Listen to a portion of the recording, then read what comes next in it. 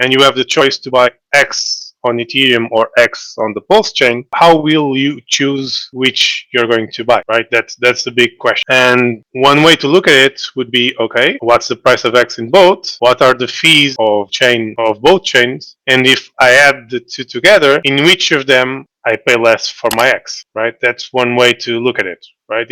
If on the Ethereum side, the price you pay for the X plus the fees you need to pay to get it or to swap it on the Ethereum, which should be higher than on the Pulse chain, are worth the price difference, maybe I buy it on the Ethereum side and not on the Pulse side, right? It will also depend on the amounts. If you're buying smaller amounts, probably the fees will bite more into your principal than on the Pulse chain. So it will depend on who is buying it, how much are you buying it for, and the chain you're on. But on top of this, you have to think about how much yield you will have if you stake it on both chains, because if you're buying it to stake, you have to take that into account, and then you have to consider the T-share rate on both sides, which most likely will be different on both, and the overall yield you'll get for each T-share that you'll have in the system, or for each share of the pool you'll have on each side. And so, at one point in time, it might be better for you to buy the X on the Pulse chain to stake it, but maybe a month later, it's actually better for you to buy it on the Ethereum side and stake it. So it will be, again, a self-balancing act between how many people stake on each side, the fee difference on each side, and the amount you're going to invest, and for how long. Yeah, that makes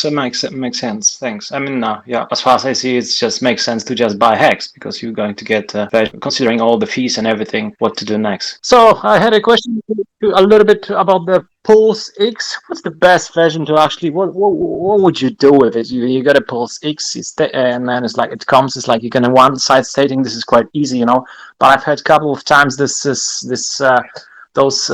liquid. If you want to be liquidity provider, it's a little bit more complicated. Is there any risk that you can actually lose it? You're talking about using the Pulsex exchange, or are you talking about the Pulsex token, the PLSX token? Pulsex token. You just want to do something with it, or you can just leave it. But if you can leave it, you can stake it. Yeah. The way I look at it is as having ownership of the exchange, right? It's like by owning Pulsex, I own a share of the Pulsex company. Let's imagine, okay? And why is that? Because the Pulsex exchange overall is a yield generating service. You go to there, you do your swap, and you have to pay a fee to swap it, right? And we know that a portion of that fee will go to the buyback and burn mechanism, right? So that being said, what does this mean? This means that the more volume the exchange has, the more quote unquote revenue the exchange generates, more value will be given to the shareholders, which are the owners of PLSX, because the buyback and burn mechanism buys the tokens from the market, basically pushing the price up, and then burns them. So it's the same as a normal company using a portion of their revenue to buy back their stock and then destroying those stocks, so removing the number of stocks, and basically all the owners of the stock have a more valuable stock in their possession, right? Yeah, right. I get it. So for me, owning Pulsex is the same as owning stock from a company that's always generating revenue and giving a portion of that revenue to the owners, basically the owners of the shares. Now, how to best use this asset other than having it on the wallet itself? You can either, like you said, use the Pulsex single-sided staking pools, which are zero risk, right? So no, this is exactly what I wanted to hear. Is there any risk if I stake it? Any risk? There's never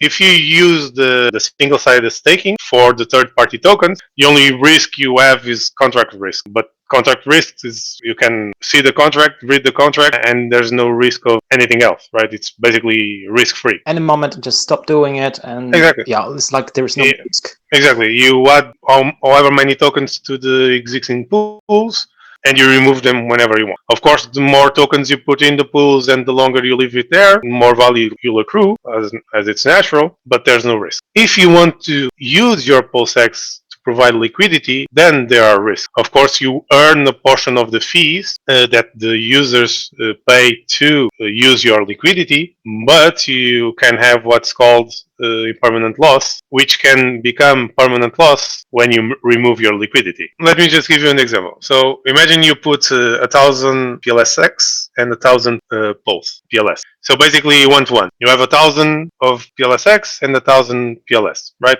They are traded 1-to-1. This is what I provide. This is my. This is what you provide, okay? But then the users go to your pool and trade between two tokens. So they basically, if they want PLSX, they buy your PLSX and give you PLS. So as more people do this on the pool, you'll have a small amount of PLSX, but a big amount of PLS, right? Instead of having 1,000 of one and 1,000 of the other, you can reach a point where there is 500 of one and 2,000 of the other, right? So it's like, okay, 500 PLSX and 2,000 PLS. If you remove liquidity at that point, instead of having 1,000 of each, you have 500 of one and 2,000 of the other. And even though you overall have more tokens, the tokens you have more of are less valuable than if you just hold on to the initial amount. That's what impermanent loss is. So let's imagine I get it. the 500 PLSX tokens you lost would be worth more than the 1,500 PLS tokens you got. That's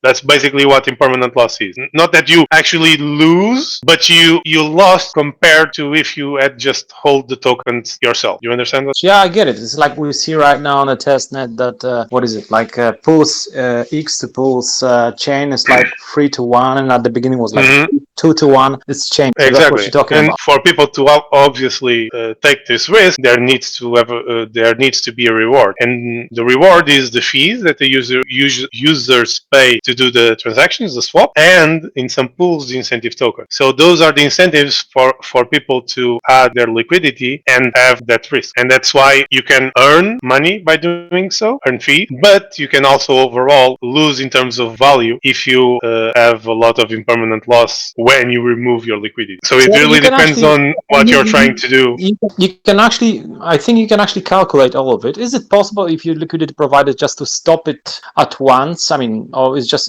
like Yeah, you can stop it whenever you want and add it whenever you want. There's no sort of time limit, right? Besides this, there's no risk. Like Not really. The risk in providing liquidity is basically when you remove your liquidity, the overall tokens or the overall value that you remove is lower than what you would have had if you just had your original tokens yourself. If you had hold your on to the original tokens yourself. great explanation. So, how much in advance do you think we'll get information from Richard about the snapshot? This is just in case you want to buy a house or something like that. So the snapshot that people are talking about is actually the fork. When the fork happens, the copy happens, the snapshot happens. It won't be in two different time frames. When the fork happens, the snapshot is taken. When Pulsechain starts, it starts exactly with the same system state as Ethereum, and from that point on, it will be different. So if you hold X before the fork, you'll get the copy. If you hold any ERC20 token before that fork happens, you'll get the copy. It's not like the snapshot will be in a month and then the fork can happen in 2 or 3 or 4. When the fork happens, the snapshot is also happening at the same time. The copy, okay? The snapshots, people, it's a term used just for basically, like the name implies, taking a picture of the Ethereum state or the blockchain state for a specific purpose down the line. What a fork is a copy of the chain, fork on the chain from that point onward. So in a specific block, instead of having only one chain, you have now two chains, right? That's what a fork is, a split in the chain. And when that fork happens, in the case of Pulsechain, you will also copy all the state of the Ethereum chain to the Pulsechain. So instead of having just one chain, which is Ethereum, at a certain point in time, you'll start having two, Ethereum and Pulsechain with its own specific rules and with the same state as Ethereum at the beginning. And then as people do different things on the Pulsechain compared to the compared to the Ethereum side, the state will change over time. Do you think we'll be informed like 1, 2, 3 days before, or maybe? So Richard said multiple times that he would give a pre-warning for the fork actually happens. But recently, due to all the bitching about the delays, Richard made a tweet saying, "I won't give any more updates." What I assume that means is that he won't be predicting a launch until he knows for sure that will happen. But some people say that he's not going to warn people anymore, which I don't really agree. I still believe that he will give a pre-warning before the fork actually happens. But just in case, it's better to have your ducks in a row before, just in case he doesn't say anything. That would be my 2 cents. But previously, he always said he will give a pre-warning, and I still believe he will give a pre-warning before the actual fork. And as far as I remember, when it starts, then it's a 2 days period, which you can actually only swap, yeah, between Pulsechain and Pulsex. Am I remembering good? Basically, there will be a time frame where no bridges are connected to the Pulse chain, and during that time frame, there is no dollar value associated to any token. So, in theory, you could trade it back and forth without incurring some sort of tax event. That's basically the main benefit, and you'll be just sorry, but only between Pulse and Pulsex, right? no, only between tokens in the Pulse chain. So when the fork happens, all the tokens from Ethereum will be copied to the Pulse chain. So if you have one of those copies, you can swap them around between Pulse, Pulsex, Sex, whatever you want, without having a dollar value. You'll just have a ratio between the tokens. Interesting, because how will be the value calculated? Because we could actually assume that for $1 you had like 10,000 for Pulsex or the Pulse chain. It doesn't matter. If you go to Uniswap right now, when you want to buy X with Ethereum, you put one Ethereum, it will give you the number of X's it will buy. It doesn't matter the dollar value that each has. One token of each will represent X amount of tokens of the other. It's a ratio between the two tokens. No dollar value is needed for you to swap between them. Interesting. The dollar is just given because people know that Ethereum is worth a certain amount, and so if one Ethereum buys you 10x, then X is 1/10 of the value of Ethereum, right? But it doesn't really matter for the trading itself how much Ethereum is worth. It just matters how many X you can get for one Ethereum. That's what really matters. I know now if we're all waiting for the start, which might take a little bit. We don't know if it's just waiting for the bottom or he's just really trying to fix the problem. Well, Richard said he was not waiting for the bottom. He said it clearly yesterday in Twitter Spaces. He clearly said he was not timing the market. They were sorting out issues, and when it's ready, it will be launched. Exciting times.